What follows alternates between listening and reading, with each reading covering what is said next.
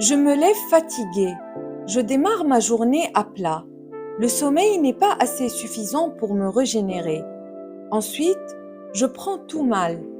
Mon attention est attirée seulement vers les choses qui ne vont pas, auxquelles je désire au plus profond de moi autre chose. Mais ce désir absent me fait de la peine. Je me retrouve contrariée. Je m'accroche facilement avec mon entourage et je peux très vite devenir violent. Je ne peux plus m'exprimer correctement, c'est trop tard. La colère a pris le dessus, ce qui me fait perdre mes capacités d'expression. Cette fatigue chronique me garde sous l'emprise de la procrastination et m'empêche d'établir des relations saines.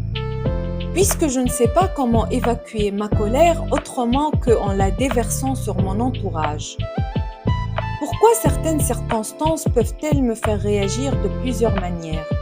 Si je prends l'exemple d'un incident informatique, si je suis bien réveillée, motivée et en bonne santé, je vais profiter de cet instant pour faire autre chose sans que cela me dérange vraiment. Par contre, si je suis fatiguée, irritée en fin de journée, je vais en faire une expérience désagréable. Ce qui a changé, c'est mon état d'être initial, qui est déterminé par l'état émotionnel qui se joue dans l'instant, et en aucun cas par la situation que je suis en train de vivre. Cet état émotionnel varie selon mon niveau d'énergie. Plus je me sens en forme, moins je serai impactée par la situation. Si je considère qu'après une nuit de sommeil, mon énergie est équivalente à un demi-litre d'eau. Durant la journée, je remarque que mon énergie se consomme à travers les différentes interactions que j'entreprends, la charge mentale que je subis, ainsi que les difficultés qui se présentent à moi. Mon énergie se trouve très vite consommée. Il suffit d'apprendre à remplir un peu plus sa bouteille pour en avoir pour toute la journée. Si je ne donne pas la priorité à me régénérer, je risque d'être sévèrement impactée par mon stress et je deviens capable de dire et faire du mal. Pourtant, mon attention est complètement différente de mes comportements. Ce que je fais ne correspond pas à ce que je veux. Derrière ces comportements impulsifs se cache un besoin non entendu, non compris et non considéré. Il s'agit peut-être d'une valeur personnelle à laquelle je tiens fermement, sans savoir pourquoi ni comment l'exprimer. Au lieu de chercher à la découvrir pour qu'ensuite je puisse la verbaliser, je préfère blâmer les autres et prendre la position du victime. Parce que quand je vise un méchant, j'appartiens instantanément au groupe des gentils. Je prends conscience que l'autre ne peut pas me satisfaire tant que je ne sais pas moi-même de quoi j'ai besoin.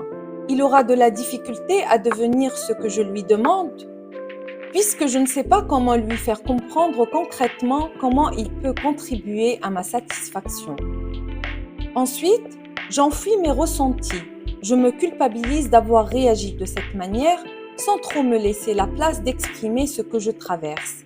Soit parce que je n'avoue pas l'impact de cette situation sur moi, ou peut-être je pense que c'est à l'autre de changer, de deviner mes besoins et de se soumettre à mes désirs.